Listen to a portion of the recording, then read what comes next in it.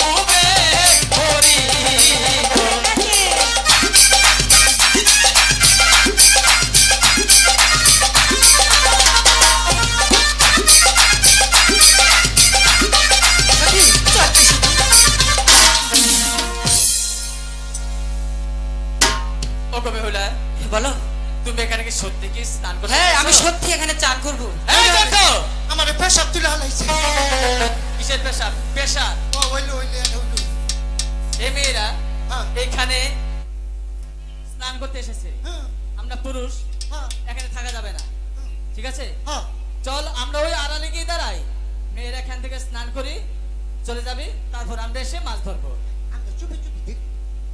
চুপ! এই ধরনের কথা আমার কাছে আবার উচ্চারণ করলে চাপ কি প্রেস আমরা তুলে নেব ভুলে গেছি আর কমবো না। ঠিক আছে বেশ ওকে কর না হ্যাঁ বলো তোমরা এখানে স্নান করো কিন্তু আমার একটি কথা হ্যাঁ বলো স্নান করার পরে আমার সাথে একটু দেখা করে যাবি ঠিক আছে তোমার সাথে দেখা করে যাবো তুমি বেশ, এটা করে যাও। এখানে তোমাদের সখীদের সাথে নিয়ে দেখা স্নান তো করো হয়ে গেছে। আমরা চলে যাচ্ছি আচ্ছা যাও বাই সখী ওরা চলে গেছে সখী চল আমরা দেখা স্নান করে করে যাইও।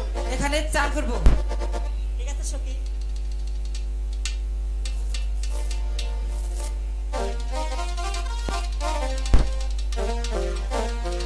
ভোরবেলা সাবান মাখে গাই রে আহারে সুন্দর বেলা রে।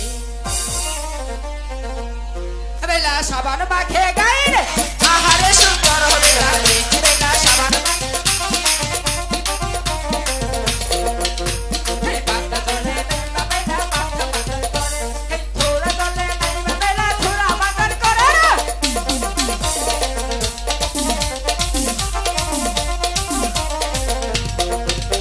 এই থোড়া চলে বেলা বেলা থোড়া বান্দা করে এই আঠু চলে বেলা বেলা আঠু বান্দা করে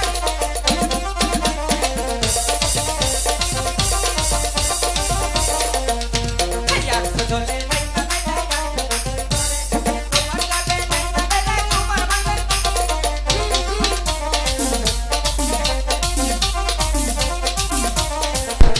এই কুমার চলে বেলা বেলা তোমার বান্দা করে চলে বেলা বেলা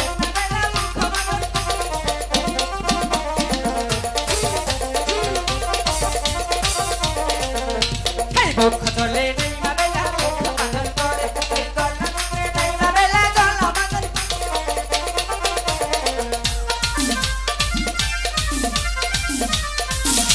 এই গলা চলে বেলা বেলা গলা বান্দা করে এই চুল চলে বেলা বেলা মুখ বান্দা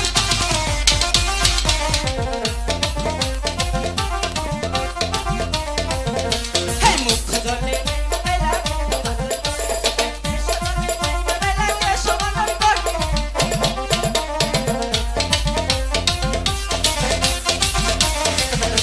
এই এক ডুবা দিয়া ডুবা তিন ডুবা এই তাইলা ডুবের গালে বেলা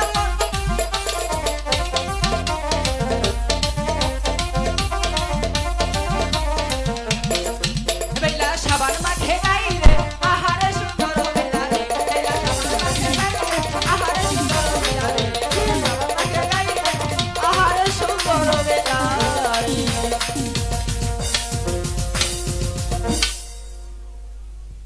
সখী অনেক হয়রান রেখেছে সখী সখী আমি সখী আমার জন্টুকে রেখে আমার গেলাম। বড় হয় আমার যোগ ধরছে সখী সে যে কোথায় চলে গেছে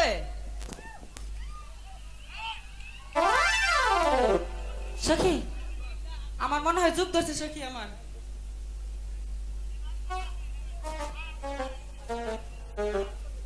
এই জন্টু আমি তোকে আর আর গালাগালি করব না জন্টু চলে আয় ওকে বেহুলা মনে হয় বাড়িতে নাই। ওকে বেহুলা তোমাদের কি স্নান করা শেষ হয়েছে হ্যাঁ স্নান করা শেষ হয়েছে আমার একটি কথা হ্যাঁ বলো এখানে কি আমার জন্টু এসেছে না আমরা দেখিনি দেখনি না তাহলে যে তুমি এখানে দাঁড়িয়ে আছো আর তোমার সখী এখানে বসে আছে হঠাৎ করে এটা আম গাছের মোতা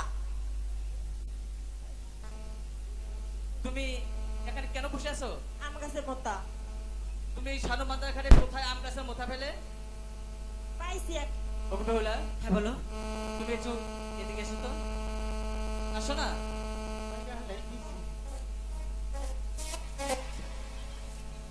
এই মেয়ে এই তুমি এখানে উঠে এসো আমার অনেক হয়রান লেগেছে তো অনেকক্ষণ সাঁতার কাটলাম না অনেকক্ষণ তাই তাই আচ্ছা ঠিক আছে তোমাকে ওই আম গাছের মোথা থেকে কিভাবে উঠাতে হবে সে কৌশল আমার ভালো করে জানা আছে ঠিক আছে তুমি এবার বসে থাকো আর আমি আচ্ছা।